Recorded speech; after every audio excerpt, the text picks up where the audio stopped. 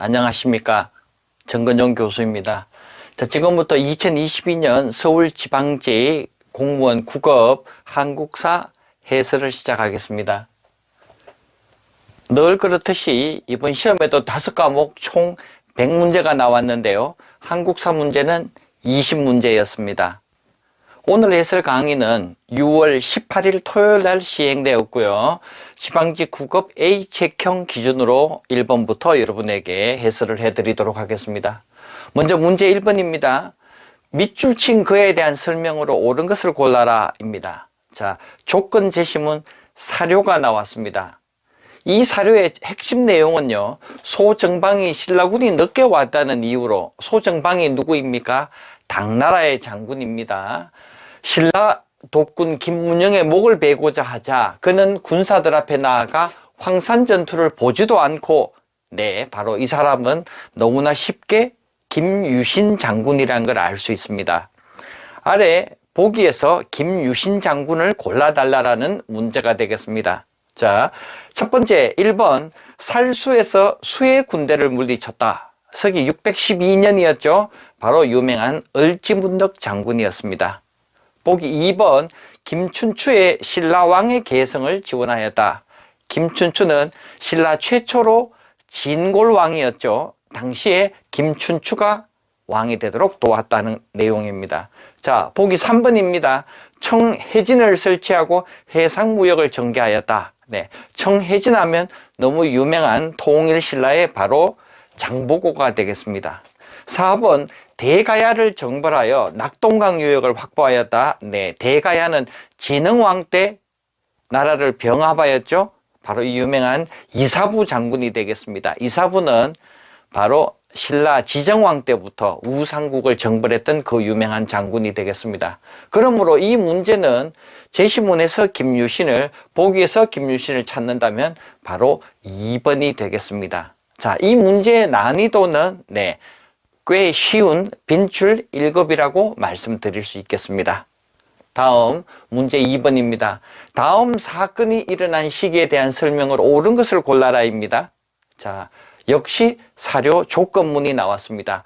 이 중에 포인트는 이찬 신라부가 하슬라주 군주가 되어서 이렇게 출발해서 나무로 사자 모형을 많이 만들어 베어 나누어, 자, 이 내용은 우산국을 정벌하는 서기 512년의 내용이 되겠는데요. 여러분들이 너무나 익숙하게 잘 알고 계실 겁니다. 바로 앞에 문제의 4번과 관계되는 이사부 장군인데요.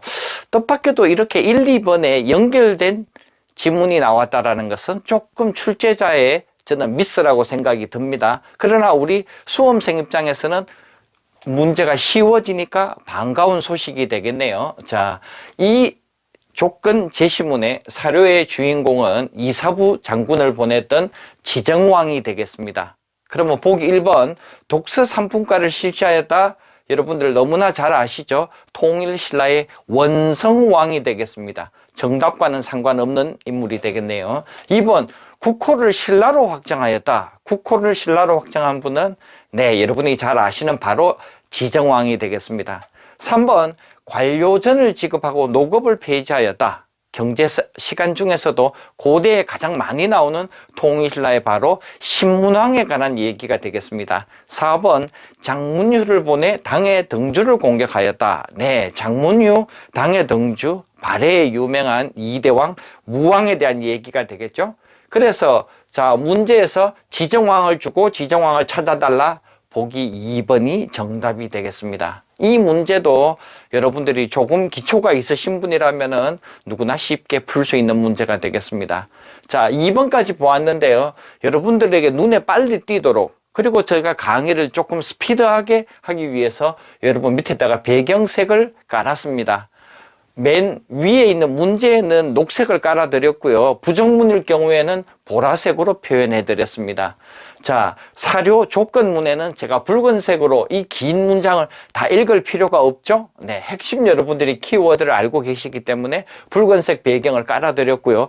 보기 1, 2, 3, 4는 계속 푸른색으로 표현했습니다.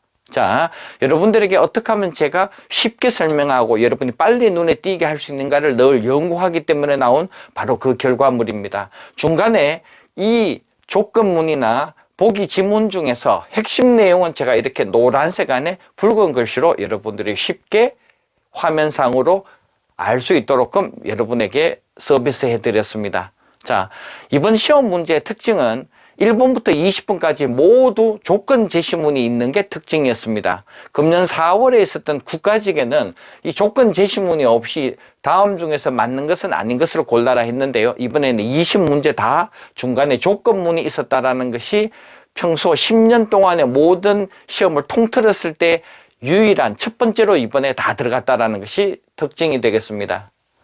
이어서 문제 3번입니다. 밑줄 친 이 나라에 대한 설명으로 옳은 것을 골라달라고 했습니다. 자, 이 나라 조건 제시문입니다. 이 나라에서 귀하게 여기는 것은 태백산의 토끼. 이전에 이 시험 문제가 2번 나온 적이 있습니다. 바로 발해 문제였죠. 자, 두 번째 동그라미에 있는 이 나라의 땅은 영주의 동쪽 이청리에 있다. 자, 여기서 가장 중요한 키워드는 영주입니다. 처음에 대조영이 나라를 건국하고자 했을 때 그의 아버지와 함께 영주에서 출발했다. 이 내용은 여러분 매우 익숙하시죠?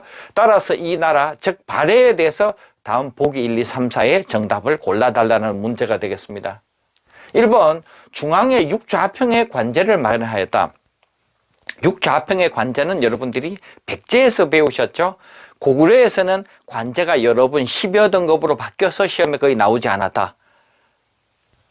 백제는 육좌평으로 고이왕 때 삼국 중에서 가장 먼저 관제가 마련되었습니다. 2번, 구서당 10정의 군사조직을 갖춘 나라는 바로 통일신라 신문왕 때였죠. 그래서 정답과 멀어집니다. 3번, 지방을 5경 15부 62조로 편성하였다.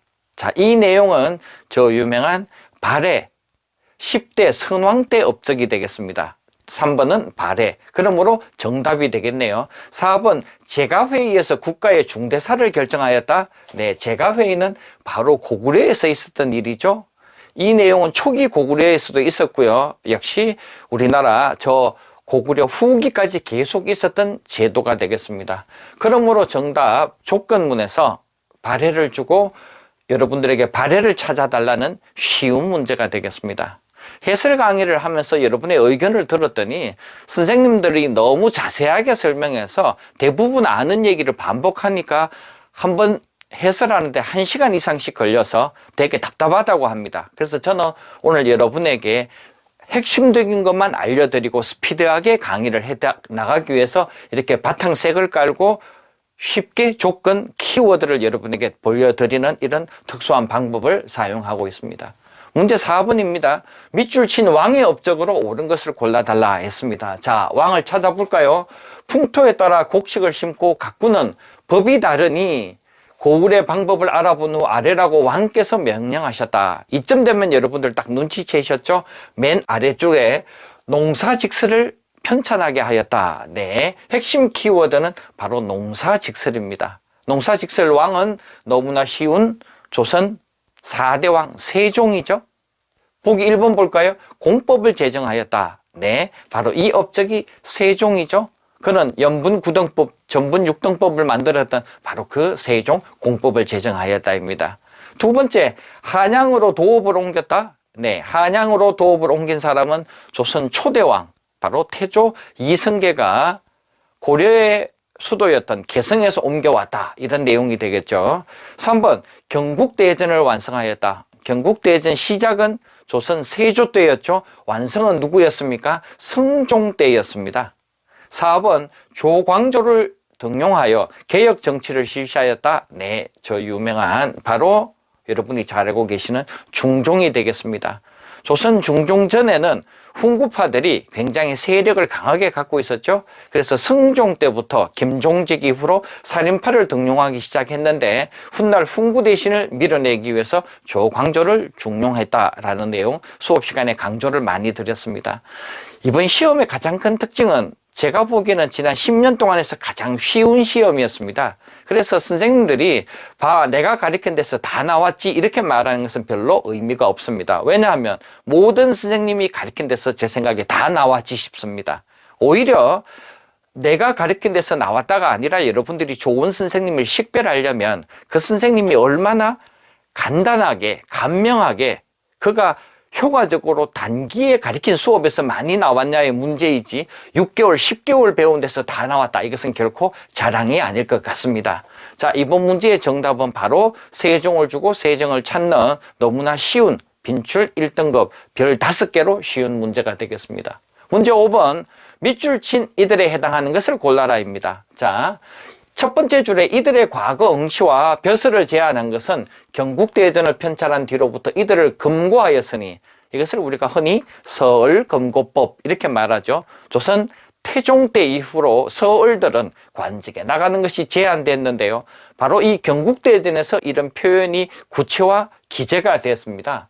자, 경대부의 자식인데 오직 첩의 아들이라는 이름으로 라는 이 내용은 아버지는 정상적인 문관이지만 그의 와이프가 첫 번째 본처가 아니고 두 번째 처일 경우에 평민이거나 천민이라면은 그것을 서얼이라고 부른다였습니다. 이 내용은 사회 시간에 너무나 쉽게 여러분들이 자주 많이 들었을 것 같습니다. 그러므로 보기 1, 2, 3, 4 중에서 서얼을 찾는다면 쉽게 3번이 되겠습니다. 자, 이 문제는 다른 문제보다 더 쉬운 이유가 조건문을 주고 밑에서 다시 조건문에 대해서 어렵게 풀이를 했더라면은 그만큼 더 어려워지지만 이 문제를 보고 조건문이 서얼이란 걸 알면은 답은 그냥 여러분들이 거저 주실 수 있는 쉬운 문제가 되겠습니다. 다시 6번입니다. 밑줄 친 왕의 재위 기간에 있었던 것으로 옳은 것을 골라달라입니다. 여기서 키워드는 대상, 준홍과 좌성. 네, 공부를 많이 하신 분은 금방 이 글자 두 사람 이름에서 느끼시죠? 바로 고려 4대 광종 때 신하들을 척결했다라는 내용에 나오는 바로 그 문장입니다. 두 번째, 왕이 쌍기의 건의를 받아 처음으로 과거를 실시하였다. 이건 여러분들이 너무나 잘 아시는 문장이죠. 시험에 나온 게 20번도 넘습니다. 자, 이 문장은 바로 과거제가 최초로 실시되었던 958년의 광종이라는 걸 다 외우고 계실 겁니다. 자, 그러면 보기에서 찾아볼까요? 1번, 노비안검법을 제정하였다. 노비안검법은 저 유명한 광종이 최초로 했던 업적입니다. 956년의 일이었죠. 자, 두 번째로 전민변정도감을 설치하였다. 바로 고려 공민왕의 위대한 업적으로서 여러분들이 잘 알고 계실 겁니다. 여기 성녀 신돈을 중용하였다까지 여러분들이 기억하고 계십니다. 3번 토지제도로서 전식과를 시행하였다. 고려시대에는 전식과 제도가 크게 3번 있었죠. 그 중에 첫 번째로 고려 5대 경종 때 전식과를 시행하였다고 수업 시간에 무척 강조했습니다. 4번 12목을 설치하고 지방관을 파견하였다. 네, 최성로를 얘기하면서 바로 이 12목 설치는 아주 제가 목 놓아서 여러분에게 말씀드렸죠. 바로 고려의 성종 때의 일이었습니다. 그러므로 광종의 조건문을 주고 광종을 찾아라고 했으니까 너무나 쉽게 노비안검법 정답은 1번이 되겠습니다. 자, 이 문제도 난이도로 따진다면 최하 등급 하가 되겠습니다. 다음 글은 어떤 사건이 일어났을 때 발표되었는가입니다. 맨 위에 마산, 서울, 기타 각지의 데모는 여기서 끝나버렸죠. 네, 마산이 나오고 데모는 주권을 빼앗긴 맨 아래 대학 교수단 이렇게 나오면은 여러분이 잘 알고 계시는 1960년 3.15 부정선거와 관련해서 대략 한 달 뒤에 4.19 혁명이 일어나는 그 과정에서 나온 얘기입니다. 자, 4.19 혁명이 일어나자 대학 교수들이 4월 25일 날 선언문을 발표한 내용이 바로 이 내용입니다. 자, 밑에서 정답을 찾아라. 3.15 부정선거의 그 결과로서 일어났던 내용은 무엇입니까? 4.19 혁명. 역시 정답은 1번으로서 난이도로 따진다면 최하 등급 하가 되겠습니다. 9번 밑줄 친 이 시기에 있었던 사실로 옳은 것을 골라라. 자, 이 시기 불교 조각은 지역에 따라 다양하게 제작되었는데 하남에 있었던 철조 석가열의 좌상과 같이 대형 철불이 많이 만들어졌다고 합니다. 자, 그리고 더 중요한 힌트 나왔습니다. 논산 관촉사 석조미륵 보살 입상. 네, 너무나 중요한 문화사에서 바로 고려 초기에 있었다는 것을 여러분에게 강조해 드렸습니다. 보기 1번 성골 충신이 왕으로 재위하였다. 자, 이것은 신라 중에서 신라 무열왕 바로 앞에 있었던 선덕, 진덕 여왕 때까지 내용이 바로 1번이 되겠습니다. 그래서 정답과 멀어졌습니다. 2번, 지방 세력으로 호족이 존재하였다. 네, 통일신라 말기부터 호족이 활개를 띄었는데 바로 고려 초기에 왕군이 결혼 정책을 선 이후로 고려 초기에도 호족들이 그 활개를 띄쳤다라는 게 2번, 바로 정답과 연결되겠습니다. 3번, 풍량 조씨 등의 특정 가문이 정권을 장악했다. 네, 조선 후기에 있었던 세독이 여러분들이 알고 계시는 순조, 헌종, 철종 이 시대 때의 내용이므로 정답과 거리가 있습니다. 성리학에 투철한 사림 세력이 전국을 주도하였다. 네, 사림 세력이 전국을 주도하게 된 것은 바로 조선 후기로 넘어가는 선조 때부터 시작이 되겠습니다.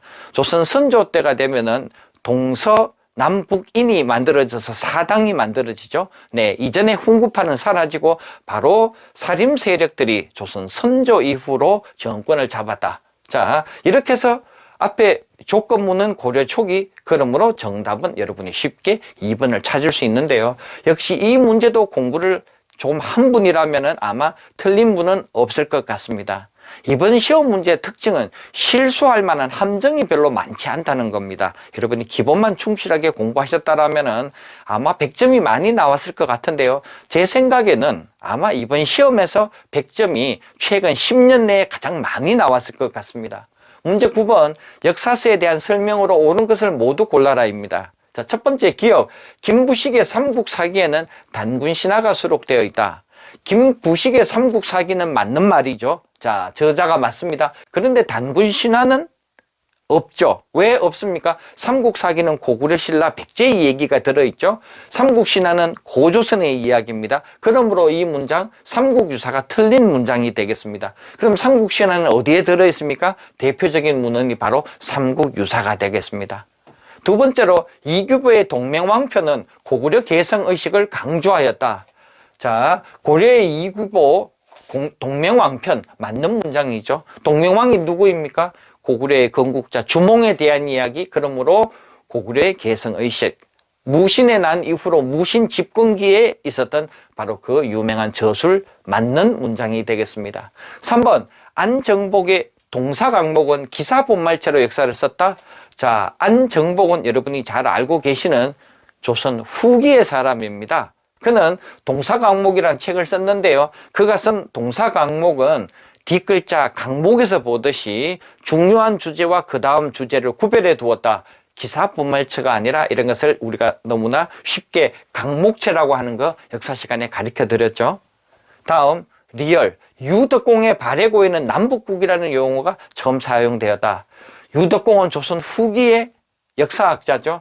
발해고라는 책, 이 내용에는 남북국, 즉 북쪽의 우리나라 발해와 남쪽의 통일신라가 이국으로서 존재했다. 그리고 그는 발해고 맨 서문에서 얘기했습니다. 왜 고려시대 때 이 발해에 대한 나라 역사를 남기지 않았는가 질타를 했죠.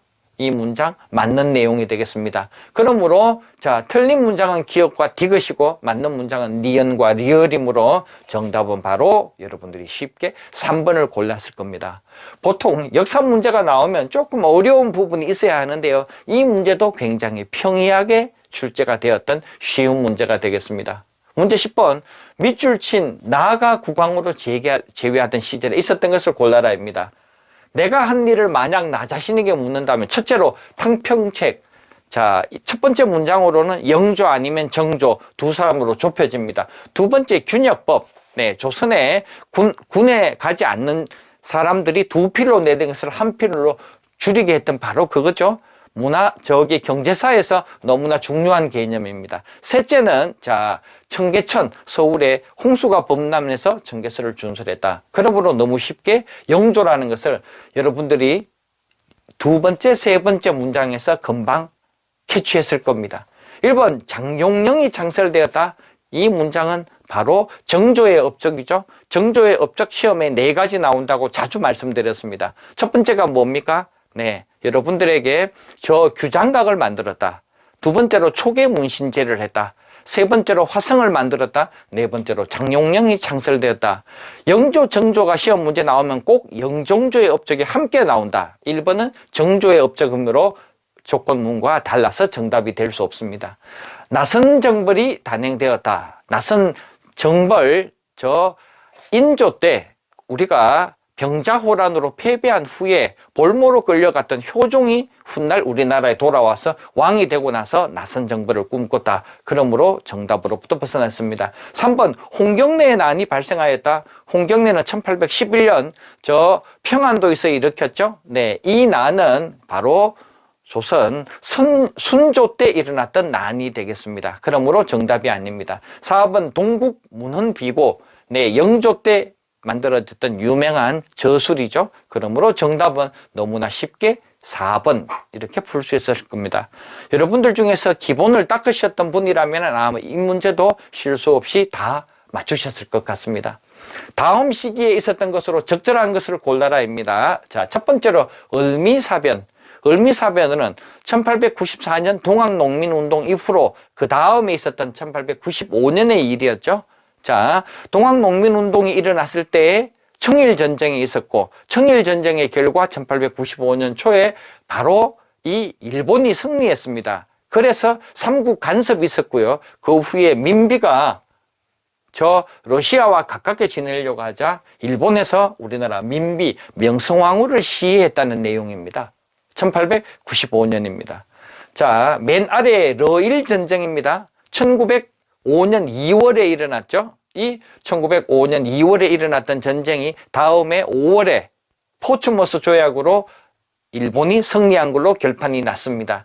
1895년과 1905년 사이 이 10년 중에 가가 1, 2, 3, 4 중에서 있느냐를 물었습니다. 1번 독립문이 건립되었다. 독립문은 서재필 박사가 여러분들 너무나 아시는 1896년 4월에 독립신문을 만들고 그 후 3개월 뒤에 있었던 독립협회 창립, 그리고 나서 다시 4개월 후에 독립문이 건립되었습니다. 두 번째로 통감부가 설치되었다. 통감부는 우리나라 1905년 11월에 을사 늑약 한일 제2차 협약이 있고 나서 다음에 1906년 2월에 남산에 설치된 바로 그 이토 히로부미가 왔다라는 내용이 되겠습니다. 3번 동양척식 주식회사가 건립되었다. 자, 훗날 우리나라 땅을 집어먹기 위해서 일제가 통감분 시절에 만들었던 경제사 내용이 되겠습니다. 4번 임진왜란 때 소실된 경복궁이 준공되었다. 네, 경복궁 준공하면은 주인공이 바로 대원군. 1863년 아들 고종이 부임하고 나서 2년 뒤인 1865년에 그가 경복궁 준공에 나서서 3년 뒤에 완공을 했습니다.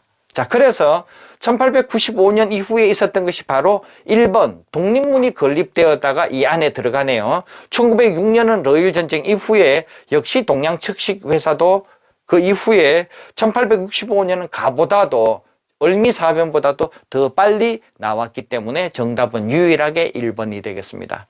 보통 시험 문제에서 조금 어렵다고 하면은 연도를 우리가 알아서 시대순을 바로 잡거나 두 사건 사이에 있는 것을 고르게 되는 문제인데요. 이번 시험에서는 상대적으로 어쨌든 여러분들이 연도를 알아야 풀 수 있기 때문에 문제 자체는 쉽지만 공부가 좀 덜 되시는 분은 좀 틀릴 수 있는 그런 문제가 되겠습니다. 그러나 저와 함께 공부하신 분이라면 아마 누구도 실수 없이 문제 1번을 다 찾았을 것 같습니다. 문제 12번 다음 왕의 재위 기간에 있었던 일로 옳은 것을 골라라입니다. 자, 왕은 공민왕이 죽은 뒤 이임의 추대로 왕위에 올랐다. 앞에 공민왕 다음 분 왕이니까 3명의 왕의 이름이 짜리로 떠오르시죠. 우왕, 창왕, 그리고 공양왕이죠. 바로 공민왕 다음 때 있었던 우왕을 여러분들이 이 지문에서 읽을 수 있어야 합니다. 자, 1번 이종무가 왜구의 소굴 대마도를 정벌하였다. 왜구의 정벌은 우리가 2번 있었죠. 네, 한 번은 박위 창왕 때 있었고요. 또 한 번은 이종무가 세종의 명으로서 그가 대마도를 정벌하였다. 정답이 아니겠네요. 2번 삼별초가 반란을 일으켜서 대몽항쟁을 계속하였다. 네, 삼별초는 고려 원종 때 1270년에 우리가 자 이제 개경으로 돌아가겠다, 환도하겠다고 선언하자 배중손 등이 일으켰던 바로 그 반란이죠. 고려 원종 때가 되겠습니다. 3번 쌍성 총관부를 공격해서 철령 이북 지역을 수복하였다. 네, 쌍성 총관부는 고려 몽골이 우리나라를 쳐들어왔을 적에 동령부와 함께 빼앗겼던 땅이었죠. 이것을 공격해서 찾았던 사람은 유명한 공민왕이 되겠습니다. 이것 시험에 너무나 많이 나왔죠. 4번 요동정벌을 위해 출병한 이성계가 위화도에서 회군하였다.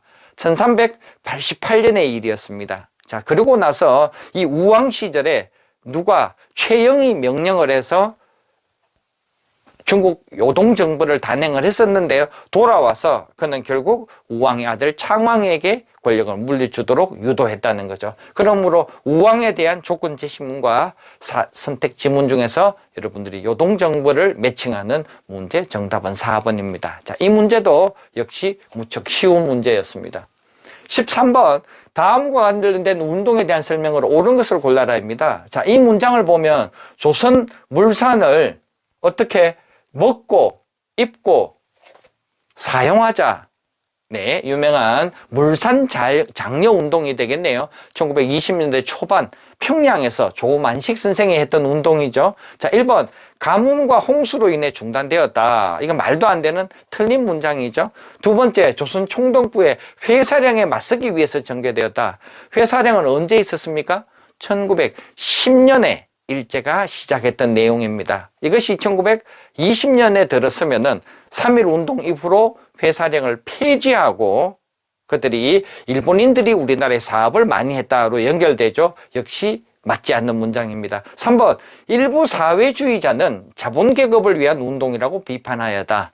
네, 우리나라에는 1918년 저 러시아에서 레닌이 혁명을 일으킨 이후로 사회주의 사상이 들어왔었는데요. 그 사람 눈에는 자본주의의 결과물로 보여서 조선 물산운동으로 우리가 장려하게 되면 물건을 만들었던 평양의 공장장, 고무신 공장 사장이 돈 버는 일이다 해서 자본가 계급을 위한 운동이라고 지적하였다. 그래서 그들이 반대했다라는 거 여러분이 알고 있습니다. 맞는 문장이죠. 4번 조선에 사는 일본이 먼저 일본 자본에 대항하기 위해서 일으켰다. 일본이 일본 자본에 대항하기 위해서 일으켰다. 말이 되지 않죠? 네, 얼토당토 않은 얘기입니다. 그러므로 물산 장려 운동은 바로 정답 3번이 되겠습니다. 자, 상대적으로 이 문제 조금 어렵게 냈다고 출제위원은 생각할지 모르지만 정답은 3번이 너무나 쉬워서 역시 실수할 일이 없는 문제가 되겠습니다. 14번 다음과 같은 대통령이 선출된 방식에 표현된 헌법의 내용으로 옳지 않은 것을 골라달라고 했습니다. 원래 시험 문제는 맞는 것보다는 옳지 않은 게 조금 더 어려운데요. 이번 시험에서는 옳지 않은 게 두 문제 나왔습니다. 자, 그 중에서 첫 번째 문제 14번이었습니다. 39조에서 대통령은 통일주체 국민회의에서, 그러면 벌써 끝났죠? 통일주체 국민회의 하면은 바로 박정희 시대의 유신헌법이 되겠습니다. 자, 1972년에 유신헌법이 통과되었습니다. 1번, 대통령은 국회를 해산할 수 있다. 유신헌법에 들어 있습니다. 2번, 대통령의 임기는 7년으로 하고 중임할 수 없다. 이 문장? 틀린 문장이죠. 어디가요? 임기가 7년이다. 아닙니다. 임기가 6년입니다. 또 두 번째로 중임할 수 없다. 역시 틀린 문장이죠. 중임이 가능했습니다. 자, 그래서 이 내용은 중임할 수 있기 때문에 1972년에 12월에 박정희 대통령이 다시 당선되고 그 다음에 1978년에 다시 당선되었다가 1979년 10월 12일 날 그가 시해당했었습니다. 그러므로 중임할 수 있기 때문에 두 번 했다는 걸 알 수 있습니다. 그러면 임기 7년에 중임할 수 없는 헌법은 무엇입니까? 네, 바로 우리나라 9차 헌법 개헌. 여러분이 잘 알고 계시는 이 전두환 대통령으로부터 노태우 대통령으로 넘어가는 1987년에 있었던 바로 그 9차 헌법 개정이 되므로 정답은 2번이 될 것 같습니다. 3번, 대법원장은 대통령이 국회의 동의를 얻어서 임명한다. 맞는 내용입니다. 대통령은 국정 전반에 걸쳐서 필요한 긴급 조치를 할 수 있다. 이 긴급 조치라고 하는 게 우리나라 민주 인사를 탄압하는 도구가 되었다라고 수업 시간에 말씀드렸습니다. 그래서 이 문장도 여러분들이 누구나 쉽게 2번이라는 것을 곧바로 선택했을 것 같습니다. 문제 15번 다음 사건을 시기순으로 바르게 나열한 것을 골라라입니다. 자, 가나다라 네 가지가 나와 있는데요. 차례대로 볼까요? 신라의 한강 유역 확보. 자, 신라는 고구려 백제에 비해서 가장 늦게 국가가 기틀을 잡고 발전한 나라였습니다. 이 나라는 지정왕 때 국호를 바꾸고 이제 나라의 기틀을 신라로 바꾸면서 버풍왕 때 조금씩 영토가 넓어져 갔습니다. 그래서 신라 최초로 한강, 즉 우리 한반도의 가장 중심인 이 유역을 확보했던 왕은 진흥왕 때, 구체적으로 551년이었습니다. 니은 관산성 전투.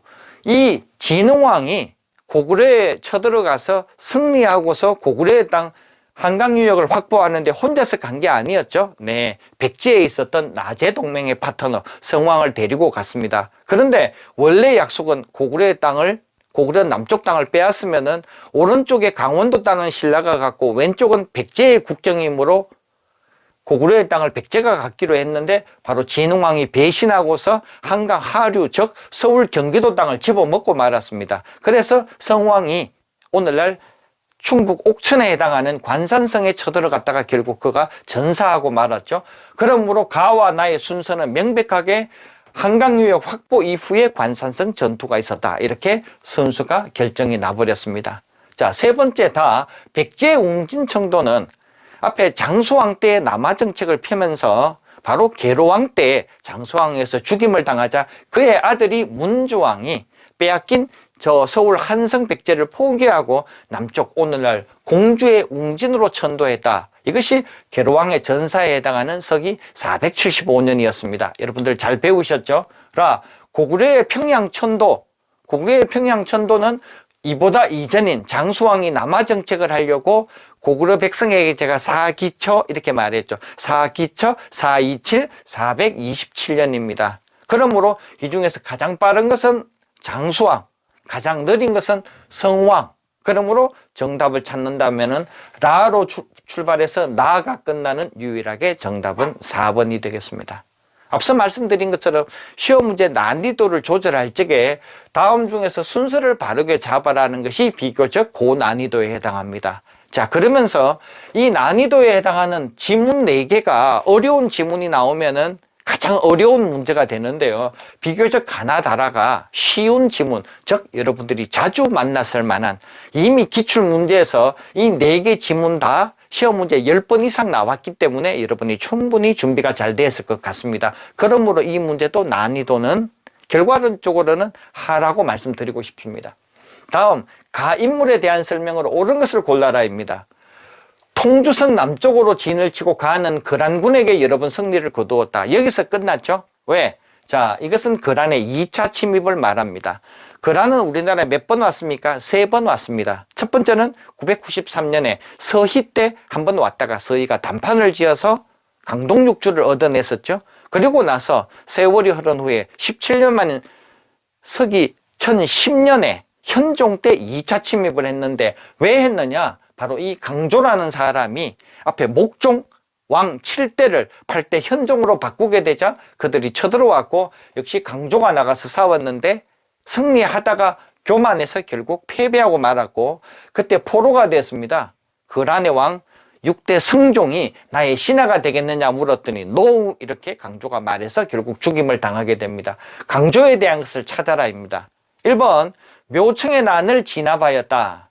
묘청은 1135년 연도도 외워달라 했죠.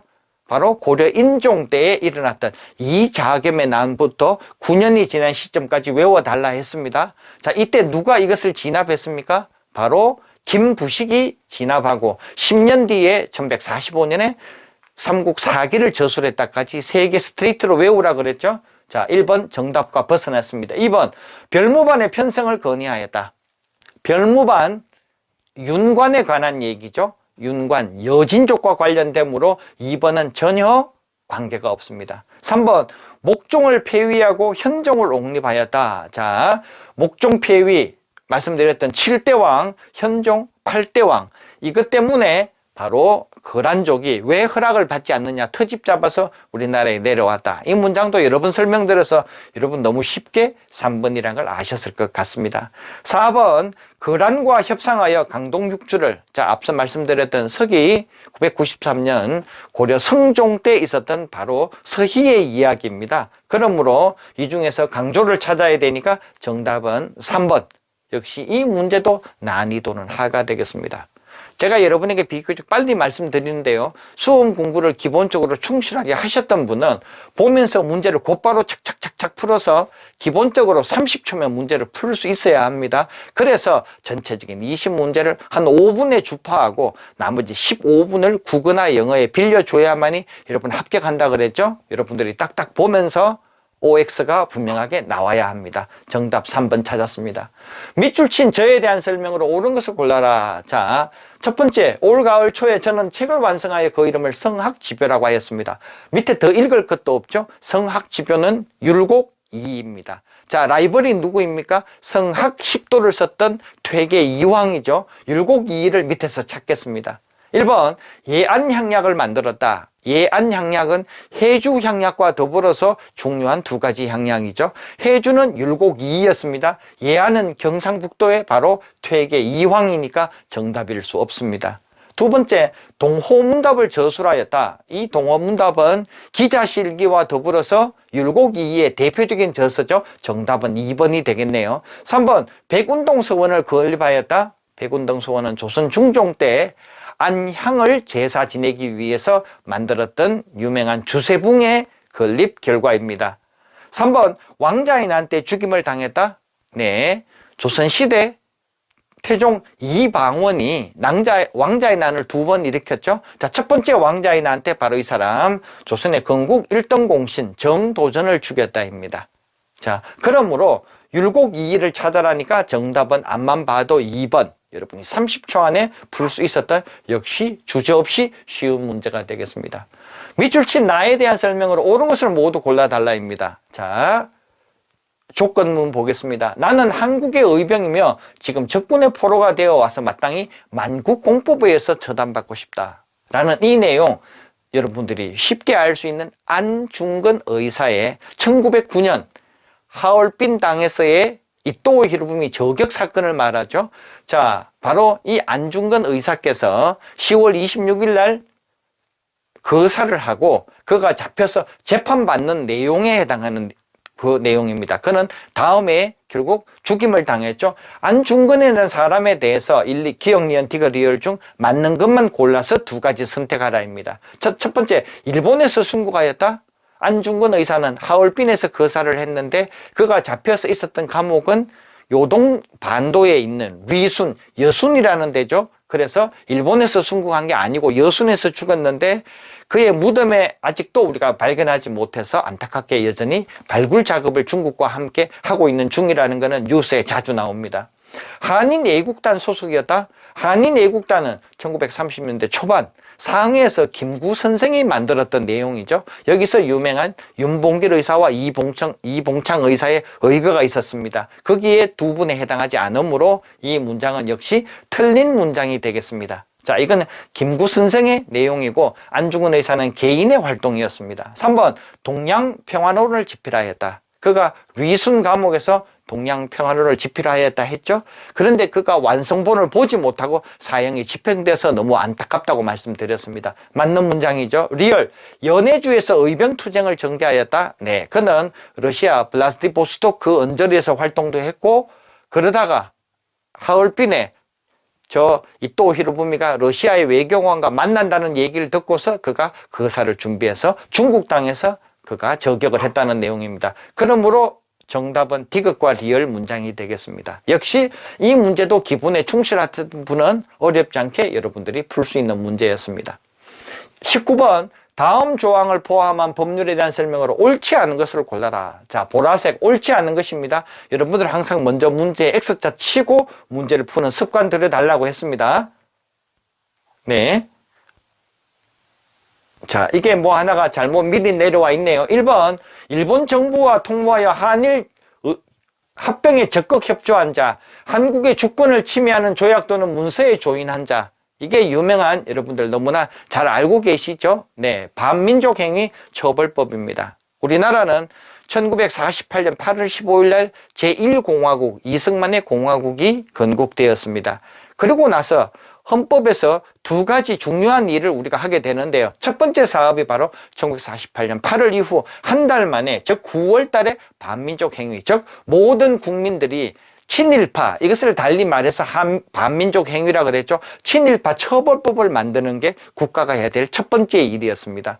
자, 이 내용에 대해서 옳은 것과 아닌 것을 골라라입니다. 1번, 이 법률은 제헌국회에서 제정되었다. 맞죠? 1948년 제헌국회가 5월 30일 선거 이후로 7월에 헌법을 공포했습니다. 2번, 이 법률은 농지개혁법이 제정된 후 제정되었다. 농지개혁법은 이 반민족 행위 처벌법과 더불어서 이승만 시절에 두 개의 법적 취적에 해당하는데요. 시기는 언제냐? 강조를 많이 했죠.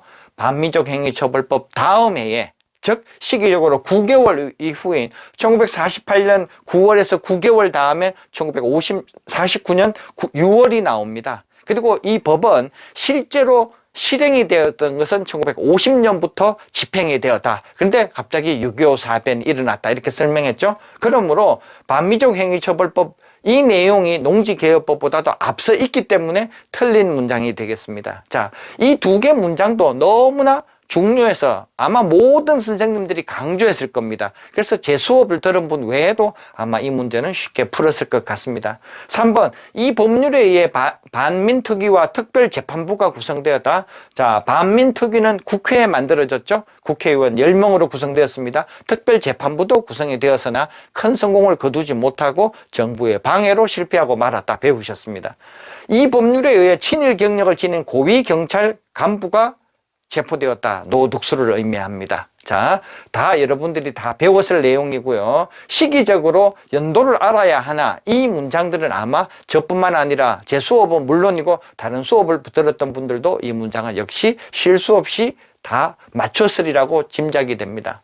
마지막 20번입니다. 다음 글은 가해의 부탁을 받고 나가 지은 것이다. 자, 이 글 볼까요? 외교 준비 등의 미련한 꿈을 버리고 민중 직접 혁명수단을 취함을 선언하노라. 긴 문장, 조선혁명선언이라는 문장 중에서 일부를 가져왔습니다. 자, 이 문장은 아마 읽는 분들이 거의 쉽게 알았을 것 같습니다. 특히 맨 아랫줄에 강도 일본을 쫓아내다. 강도 일본이라는 표현은 우리나라 한국사 시험 문제에서 나올 게 유일한 조선혁명선언. 저자는 신채호 선생. 누가 이걸 부탁했습니까? 네, 김원봉이라는 분이 부탁했죠. 그래서 이 문장은 여러분들이 조선혁명선언의 가가 김원봉, 나가 신채호라는 것을 조금 공부하신 분은 다 알고 있을 겁니다. 자, 그러면 밑에서 찾아볼까요? 가는 조선의용대를 결성하였고 이 김원봉은 훗날 조선의용대를 결성하였다. 맞는 문장이죠. 이 김원봉의 의열단은 우리나라에서 많은 여러 단원들이 조선총독부도 격파하고 서울에 있었던 종로경찰서도 격파하고 많은 일들이 있었습니다. 나석주의 동양측식 주식회사 폭탄 사건도 1926년에 있었죠. 그런데 이렇게 폭탄만 던져서는 우리나라를 다시 찾을 수 없다라는 생각이 들어서 조직적 군대가 필요하다. 그래서 그분들이 중국 저 남쪽에 있는 광동성의 황포 군관학교에 가서 공부를 배우고 훗날 그들이 졸업 후에 어떤 운동을 했습니까? 저 중국 중원에서 조선의용대를 창설하고 그 후에 조선의용대 외에도 그들은 정당 활동을 많이 했죠. 바로 가는 김원봉과 그 이후의 활동으로 적합합니다. 나는 국호를 강조하였다.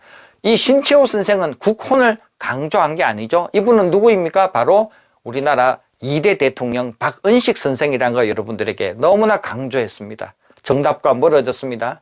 가는 신흥무관학교를 만들었다. 자, 신흥무관학교는 1911년 이후로 신흥강습소가 신흥무관학교로 바뀌었는데 이것은 여러분들이 잘 아시는 남만주 삼원보에 있었던 유화연에 있었죠.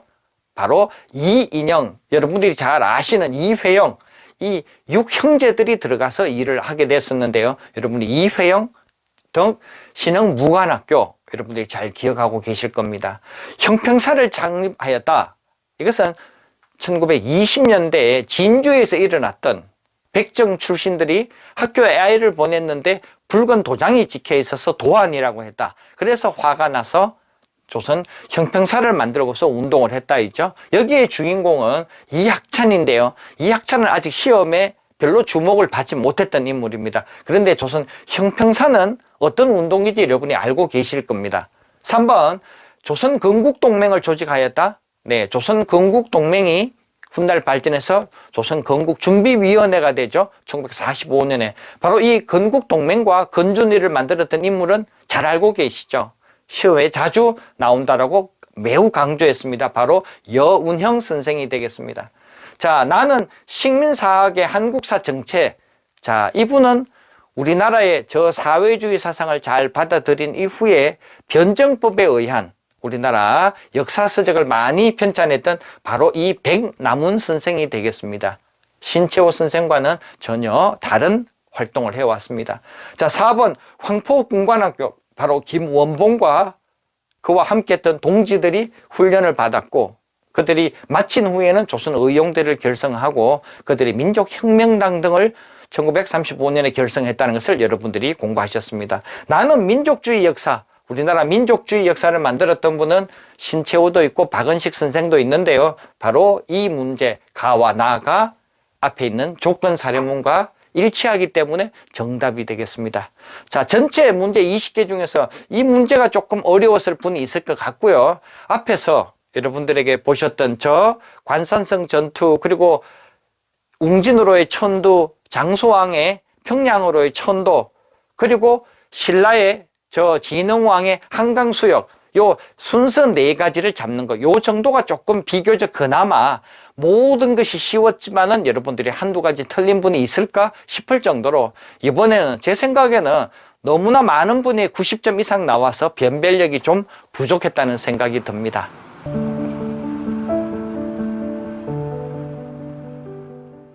구독과 좋아요를 눌러주세요.